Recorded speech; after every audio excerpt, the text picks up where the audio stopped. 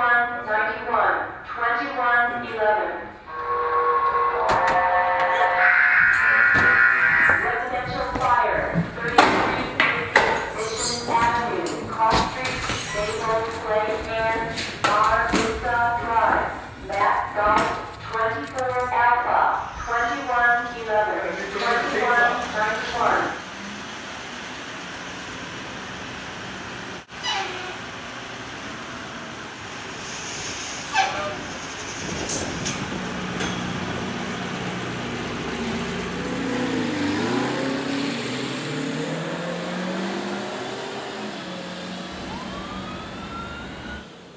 Responding to a structure fire. We're all aware of the many dangers we face when arriving on scene of a working fire, but we may not be thinking about all the dangers we face on our way to the call.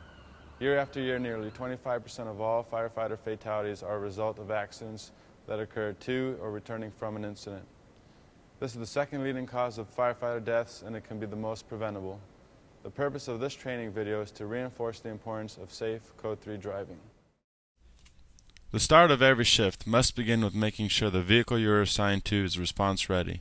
Some of our shifts are busier than others, but even though you may run calls all night long, it is best to always turn over a restocked and sanitary apparatus to the oncoming crews.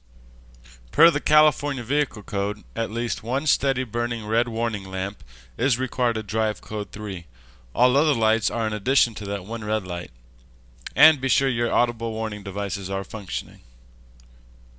Exhaust extractors are necessary to support long-term health of personnel and required by NFPA 1500.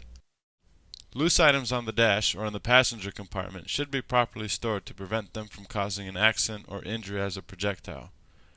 Be sure to complete your apparatus checkout sheets and have your rig fully fueled for a potentially busy shift. Now that you are done restocking and refueling your apparatus, finish the morning duties by giving your rig a good wash.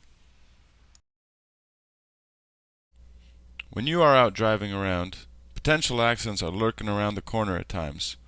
Knowing some of these trouble spots throughout the city are key in defensive driving and preventing accidents. Some other defensive driving techniques include knowing the distance necessary to safely come to a complete stop and making sure you always leave the crosswalk open for pedestrians. Be sure to always leave plenty of space in between vehicles. A good rule of thumb is being able to see the car's tires in front of you, and be sure to scan your mirrors to see what is happening behind you. When turning onto narrow streets, use a high level of caution with parked cars and oncoming vehicles. Be sure to drive slowly and stop if necessary to prevent any collisions.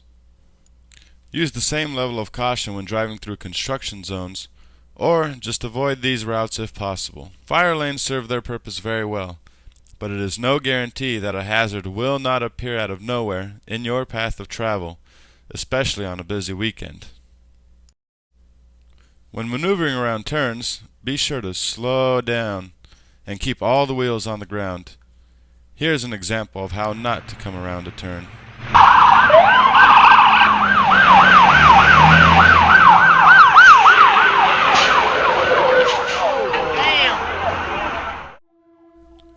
At times when responding to an emergency, it is necessary to enter the lanes of oncoming traffic.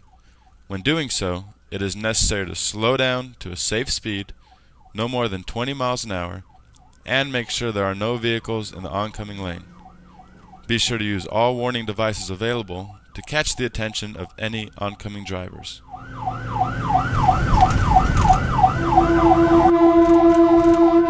When going through intersections, it is a safe practice to take your foot off the gas and hover it over the brake just in case you need to stop quickly. Here is a clip of an engine responding to a vehicle fire in opposing traffic lanes. Once they approach oncoming vehicles, the drivers of those vehicles appear to be overwhelmed by the engine and simply don't know what to do. There are clearly safer ways of getting through this traffic.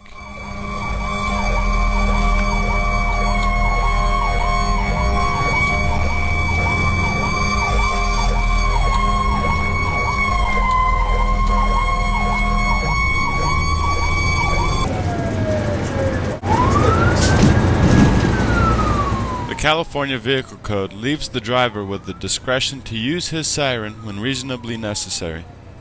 So at 7 a.m. on a Sunday morning, you may not need your siren as much as a weekday afternoon in heavy traffic. Driving in foul weather is a potentially hazardous situation. It is absolutely necessary to drive as safely as possible.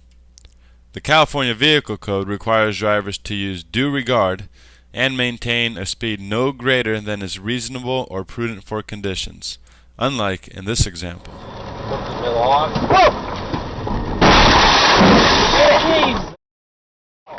What are you doing? This clip shows the importance of proper apparatus placement on the highway.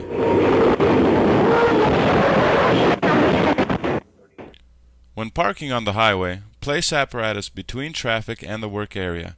Park apparatus at a 45-degree angle with front wheels turned away from the work area, and park any additional apparatus at 150 to 200 foot intervals. Now here comes Captain Wilson, jumped out of his truck. He immediately has his gloves on. This is video from a Hazelwood police officer's dash cam in May 2003. The officer had responded to a traffic crash on I-270 near McDonald Boulevard. Emergency workers are tending to a man trapped in his vehicle because of a back injury.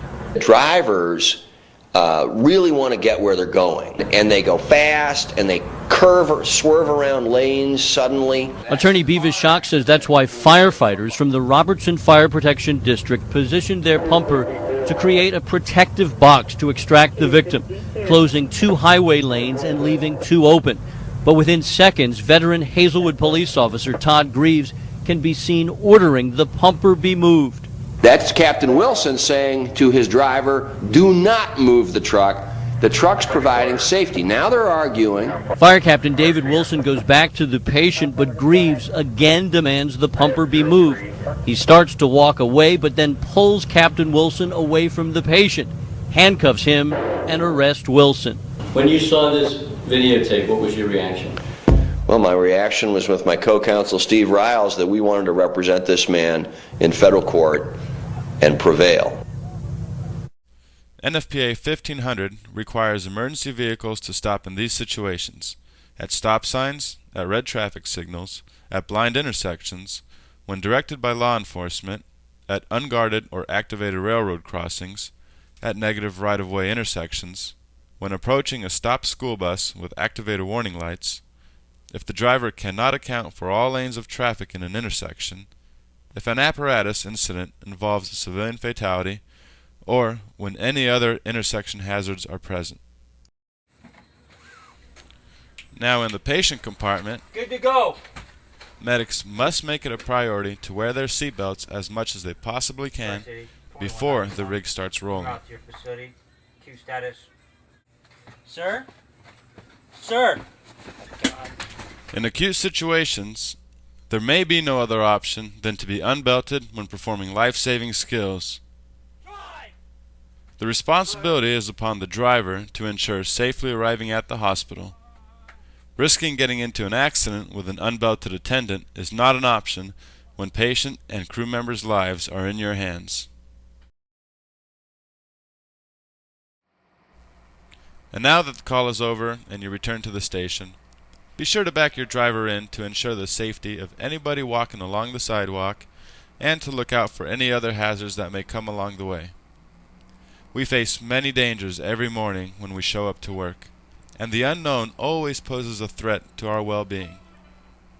Make it your priority to watch your speed, be nice on the road, stay safe, and always, always wear your seatbelt.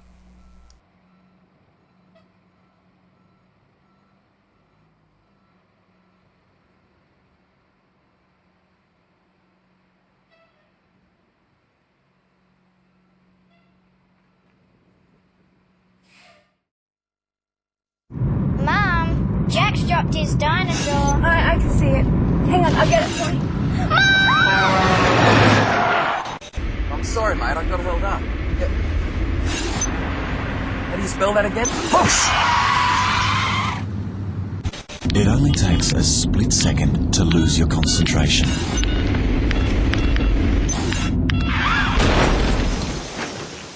Good drivers. Just drive.